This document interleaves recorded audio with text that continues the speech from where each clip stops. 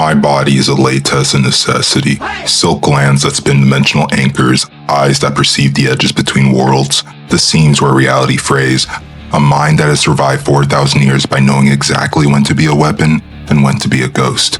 I am Anansi, god of stories, field-designated Weave 3, minor deity attached to the Fam Defense Front. We called it the First Encroachment, a sanitized name for the 400 years the world spent learning how to die.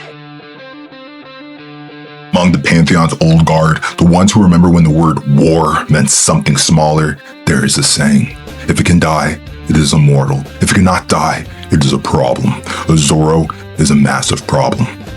Stage 1, the initial assault, year 0 to year 1.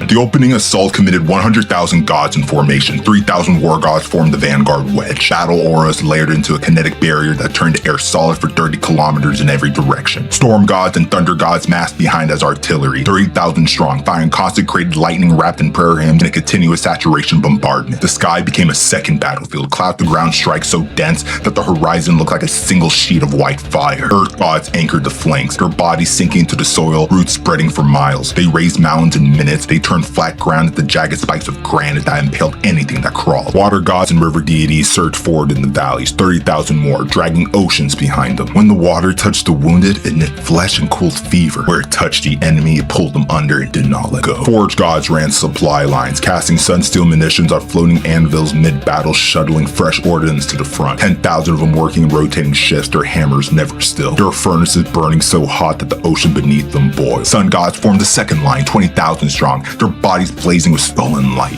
their hands raised in unison, and the air itself caught fire. Harbinger swarms burned to ash before they could close. The light was so intense that the mortals on the ground had to shield their eyes or go blind. Sky gods wheeled overhead, a living storm front, their wings beating a rhythm. They summoned wind shear that stripped the flesh from Harbinger wings mid-flight, then dove in coordinated spirals, each one a living lance of compressed air and divine fury. Healer gods and death gods worked the rear, extracting the wounded and the dead, anchoring divine consciousness before ZAIROO's corruption could claim it. They moved in silent columns, their hands glowing with borrowed life, their faces set in massive exhausted determination. The mortal infantry's millions strong advanced behind the divine vanguard, carrying solidified sunlight blades and prayer cannons. Explosive rounds were compressed hymns, burst shots to liturgy, and automatic rounds were chants. They fired as fast as the prayers came in. Armor was woven from stone, given the flexibility of silk. Shields were hymns turned physical, barriers of harmonic resonance that absorbed ZAIROO's decay for precious seconds before shattering. Chariots flew, pulled by winged beasts that had never known mortality. Medicus carried vials of water from rivers of paradise, waters that knitted bone and refleshed the wound with a single drop. Cloud cities moved at the front, lance batteries firing consecrated prayer, devotional energy harvested from a million worshippers and focused through crystalline amplifiers the size of cathedrals. A single volley burned a Harbinger swarm from the sky. A sustained barrage made a ZAIROO stagger. Music gods walked the front lines, 5,000 strong, their voices cut through the screaming and the thunder. They sang battle hymns with rhythms matched to the cadence of marching feet, and the mortals marched faster. They beat drums that synced the heartbeats of entire battalions into a single pulse, and the mortals fought beyond exhaustion. They sang names into the dead so the living wouldn't know what they were dying for. The music didn't stop and will never stop. The mortals kept moving because the gods kept singing. We were the mightiest army the world had ever assembled, and we were losing. The ZAIROO, classification, death personified. Physical form, 21,900 meters. Mass, unmeasured. Composition, non-terrestrial. Origin, beyond dimensional margins. When struck, ZAIROO's body burst into flames the color of rotting meat. His blood sprayed a corrosive mist, dissolving god and mortal alike on contact. His voice carried for miles, a frequency that induced rapid onset despair in all who heard it. Harbingers were the grunts, the flying, the screaming, fleshy winged things that poured from a ZAIROO like sweat. They blackened the sky in numbers that defied count. Each one was roughly 2 meters in length, winged, composed of torn flesh stretched over a flame of stolen breath. They screamed a sound like a choir of swallowed howls. Their song never stopped. It continued even after the thing was dead, corpse still humming as it fell. The worst part is what they did to the living. It nested, it burrowed into the chest cavity, through the mouth or the eyes or any opening it could find, and rewrote flesh from the inside. The victim remained consciousness for the duration. They could feel their organs rearranging, their bones shifting, their skin stretching to accommodate the thing growing inside them. They could feel themselves becoming a nest. When the transformation was complete, the victim's body splits open and a new Harbinger crawls out already screaming. Killing a Harbinger required complete destruction of the body. Firework, dismemberment work, my dimensional silk work, anything less than a thing would regenerate, pulling itself back together from whatever pieces remain. My role? Containment. Harbingers. I'm fast, I'm precise. A web line across the wing route. The Harbinger's momentum tears the wing free. It spirals into a fallen tower. I'm already moving. 1,000 tiny spiders burst from my form, each one a razor, each carrying a strand of silk. I scatter around a flock, reform at the center and pull. The lines braid, the formation comes apart into falling meat. I reform behind another Harbinger, dimensional silk wrapping its throat. I pull. The head comes off. The body keeps flying for a full minute before it realizes it's dead. When the swarm closes tight, I manifest extra limbs. 4, 6, 8, each one fires silk. Each one pulls me through the chaos in a different vector. The regalia spins above me, burning wings where they touch it. They learn to avoid me. I make them pay for the lesson. 43 Harbingers dead in 9 days. 43 out of millions. I also realized our arithmetic is obscene. On the 9th day, Zaru opened his mouth and emitted a frequency that targeted the divine cortex. Every death god within range fell under his control. The first to tone was Owa, a minor death god of the northern pantheon. He was mid-resurrection, pulling a fallen soldier back from the edge when the scream hit him. He stopped. His hands went slack and his eyes turned black. He turned on the soul he was saving and devoured it. The infection spread. Death gods across the battlefield began to change. Their domains twisted, their purpose inverted. They became death knights, full gods corrupted, their powers intact and turned against the Alliance. Anubis, one of the last unaffected death gods, led a retreat across the veil, the boundary between the living world and the realm of the dead and the divine. It was the only place Zaru's scream couldn't reach. The death gods sealed themselves behind the veil, taking their powers with them. No more resurrections, no more soul guiding. When you died now, he stayed dead. Fam fell. The cloud cities dropped from the sky like dying stars. The divine alliance shifted to containment. The mortals were routed toward Nock, the birthplace of humanity. The war council made a new plan. Abandon Fam, consolidate forces in ZAIROO, and use the continent's rough terrain to slow Zaru's advance. Year 1 ended with the shattered remnants of Fam behind the retreating forces and a long march to ZAIROO ahead. Year 5. The ZAIROO campaign was an attempt to delay Zaru's advance toward Nock by using the continent's mountain passes as natural choke points. The Tactical Prostication Corps authorized dedicated interdiction teams. The most effective was the Web, a fire team of trickster gods from across the Pantheon. I commanded it. The team Set, the Wraith Chaos of the Desert, Samaza the Fallen Star, Kagan the Praying Mantis, Papa Legba, Crosswords and Misdirections, Eshu, Sabotage Lord, and my children. A swarm of 1,000 razor silk spiders used for reconnaissance, assassination, and area denial. The Web couldn't fight Zaru directly, so we hit his supply line, his Harbinger nest, his Death Knight foundries. We collapsed passes, poisoned water sources, and set ambushes in the mountain corridors. We made the terrain our weapon. The primary operation of the campaign was the mountain chain. The plan was to create a metaphysical chain woven from a monarch residence, binding Zaru's essence to the mountains themselves, using the natural frequency of the stone as an anchor. The Web fought for months to secure the materials. Set cleared the skies of Harbingers by turning the high passes into a red wind. Samaza infiltrated the Death Knight foundry and collapsed it from within, taking out 300 enemy assets in a single detonation. Kagan held a pass alone for 2 days, shifting through 100 stolen forms and redirected a river of molten slag into an enemy's advance column. Eshu and Legba broke the roads behind Zaru's supply convoys, leaving them to march in ravines that had not existed the day before. I spun the chain, 1 billion strands of dimensional silk, each one threaded with harmonic resonance, woven into the stone itself. It took 3 weeks. When the final strand was anchored, the mountain sang. Zaru screamed. The chain held him pinned for 10 years. Then, he pulled free. The force of it cracked the continental shelf. The mountain shattered and islands were born from the debris, later called the Moravi Isles. Year 15 ended with Zaru free and ZAIROO with a new scar. Stage 3, the dimensional trap and the plague. Year 23.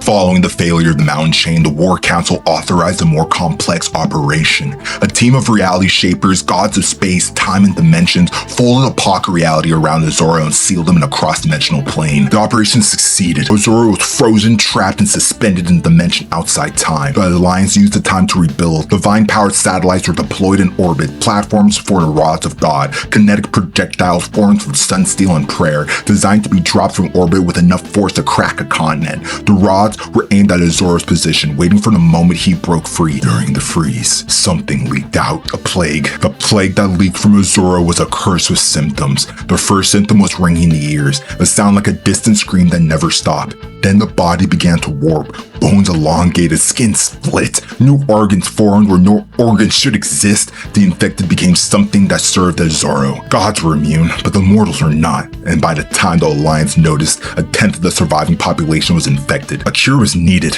but the only place to find it was the source. The Rift. Stage 4, the Rift Expedition, year 50. The Rift was the wound that ZAIROO had crawled through. It was the source of the corruption that plagued this entire war. An elite squadron, the Alakabula 22nd, was assembled for a single mission: enter the Rift, find a cure, and get out. The squad included the strongest human heroes, damn near divine tier, including Window, the Lightning Child, Lawanda Magiri, the Scone-Skin Warrior, Queen Amina, the Cavalry Commander, Hitsitsia B, the Shapeshifter, Neater Cobb, the Pathfinder, Kemonwazi, the Trickster, Didolan, the Prophecy Child, and Daya, the Warrior Queen. I served as the attached deity, command, and forward observation. The Rift was a state of being, a place where the laws of reality did not apply. Gravity shifted, time looped, space folded in on itself. The expedition encountered echoes of dead gods, fragments of consumed worlds, and the screaming faces of mortals who had been unmade. The worst part was the silence between the monsters. The silence pressed against the ears like water, thick and cold, until you couldn't hear yourself think. We fought through, and we lost souls. Lawanda Magiri died holding a corridor, fighting back off thousands, still laughing while fighting when the darkness closed over his head. Theodolan